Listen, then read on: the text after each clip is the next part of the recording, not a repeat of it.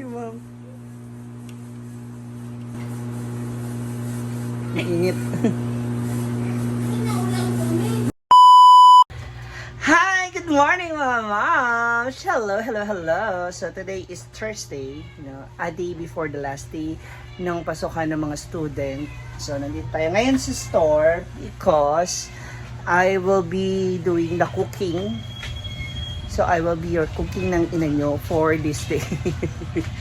Kasi wala po yung aking mga chef sa kadahilanan na ayaw na po nila. Charot. Dahil sa kadahilanan na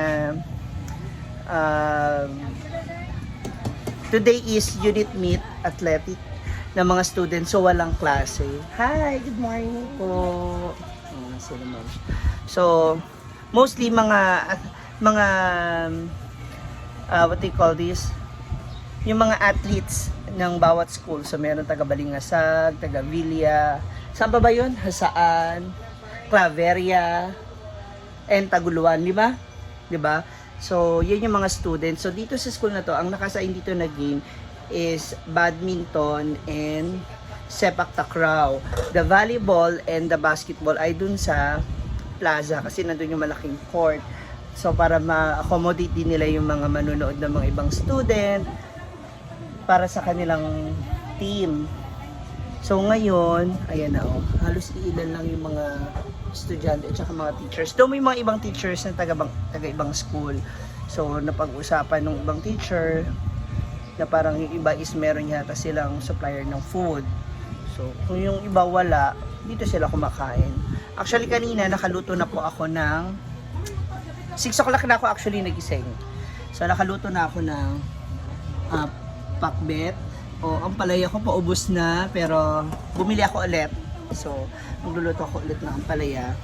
We have lumpia, meatballs, and ham. May sliced bread ako dyan if ever na maghahanap sila ng sliced bread ng tinapay. I also have fried chicken. This is worth 50 pesos, malalaki. And this is 20 pesos para sa leeg. Yan. At hindi lang yan, mayroong free gravy. Kami gumagawa lang ng gravy namin. Gravy. Yan. So ngayon magluluto na ako. Alam nyo bang isa sa mga lulutuin ko ngayong araw na to ay eto na. Actually hindi ko siya pwedeng ipakita pero siguro yung sahog na lang. Ito susubukan ko pong gayahin ang dinuguan ng aking lola. Yung klase ng luto niya po na dinuguan. So, hopefully magustuhan nila yung timpla ng dinuguan na gagawin ko na Manila style. Kasi though may pagkakahawig din naman sa kanila kasi nakatikim ako ng dinuguan dito na ganun din yung luto. Halos sabik sila ng luto ng lola ko. Siguro sadyang kapag meron kang hinahanap na pagkain, tapos yung nakasanayan mo yung nagluto, kasi yung nagluto, yun ang hanap-hanapin mo. So, yun yung susubukan kong gawin. So, sana hindi siya pumalpak kasi pag nagkataon, isang napakalaking lugi ito. Ayan. So, nandito ngayon ay si Dayan ang aking makakasama dahil siya po ang naka-assign sa a la carte. And mukhang may parcel din siyang parating. Ayan. So, magluluto na tayo. Ayan. Bumili na rin ako ng ampalaya kasi may naghahanap ng isda na sinabawang kanina. So, I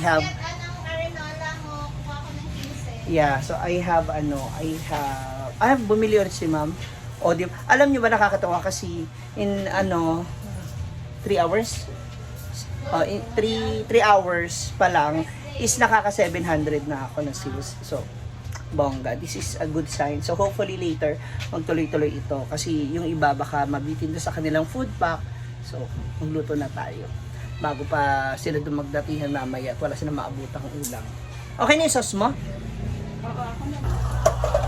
So, ngayon, sinimulan na po natin sa bawang sibuyas and luya. So, kung nagtataka kayo bakit may luya, syempre, pantanggal po yan ng lansa. Nagluluya ba kayo sa dinuguan natin? Talaga. So, ngayon, it's your choice. Maglagay kayo ng laman loob, tuwalya, etc. Kung ano man yung gusto nyong gawin sa dinuguan. So, marami siyang klase. Depende sa inyo.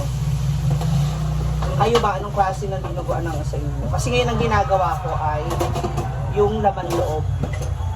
So, yung intestine, meron.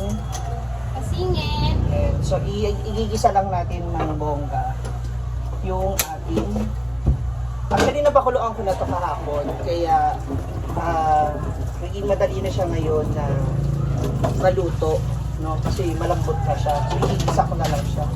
Then, mamaya, papakita ko sa inyo yung final final aura ng ating ulam kasi hindi ko pwede ipakita yung cheddar, yung pinaka main ingredients niya. So, later pakita ko sa inyo.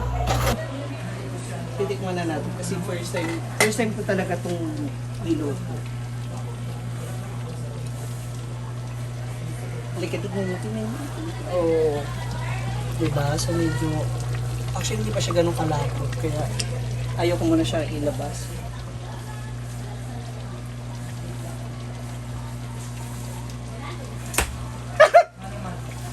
Yung nakakain gusto kong lasa.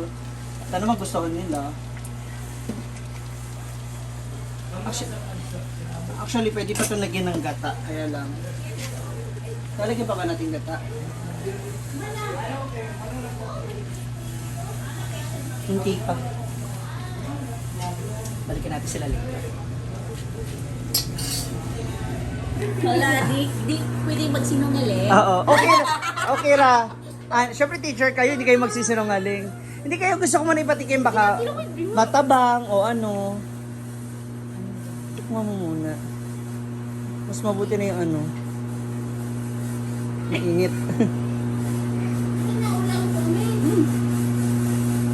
Masarap. Sure? Hindi matabang, pero masarap. Ay! Sige ma'am. Malansa? Hindi. Ay! Pero mas gusto namin yung maanghang. Maanghang. Okay. Pero okay na ito kasi baka naman ang manghalang. Sili. Yay! Thank you so much.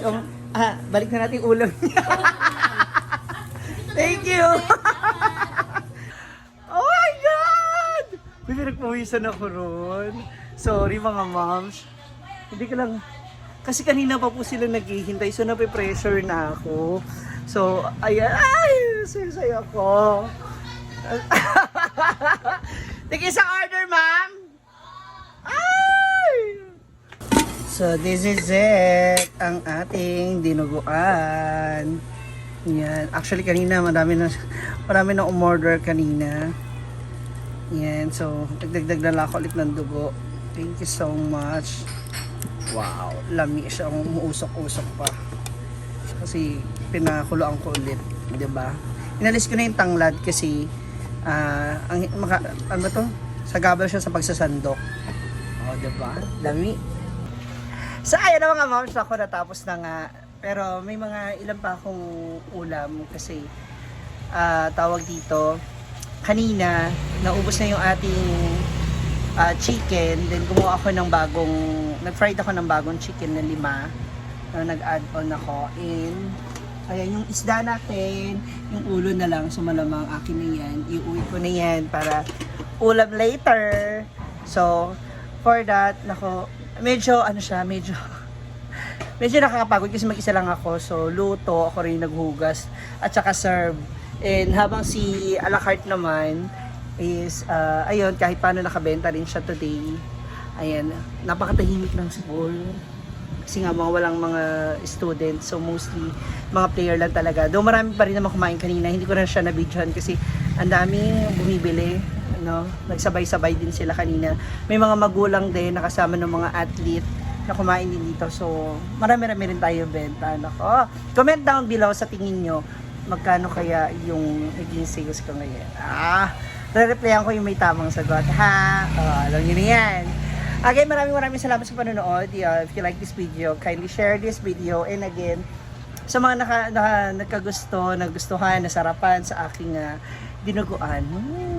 Thank you so much. First time ko yan talaga niluto. And at least next time, alam ko na. Alam ko na kung dapat kong gawin. Ganon. Mas pasasarapin pa natin. So maraming salamat again for watching. God bless you all. Ingat!